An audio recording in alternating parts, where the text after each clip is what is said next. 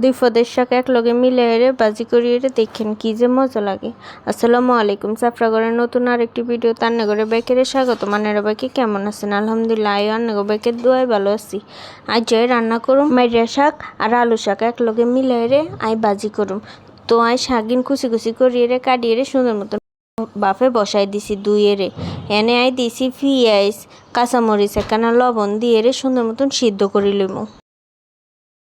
সিদ্ধ হয়ে গেলে পরে আর একখান কড়াইতে দিয়ে দিলাম তেল, 2-3 খান শুকনা মরিচ, রসুন কুচি করিয়ে দিয়ে সুন্দর মতন একখানা লাড়ি সারি লইমু। পরে যে শাকগিন রাখছিলাম সিদ্ধ করি হেগিন দিয়ে দিলাম, দিয়ে সুন্দর মতন ভাজা ভাজা করিয়ে রাঁধি লইমু শাকগিন। মাঝখান দিয়ে আই 2-3 খান কাঁচামরিচও দিছি, গেরানের লাই স্বাদ বাড়ানোর লাই। আপনারা ইচ্ছা করলে দিতে পারেন।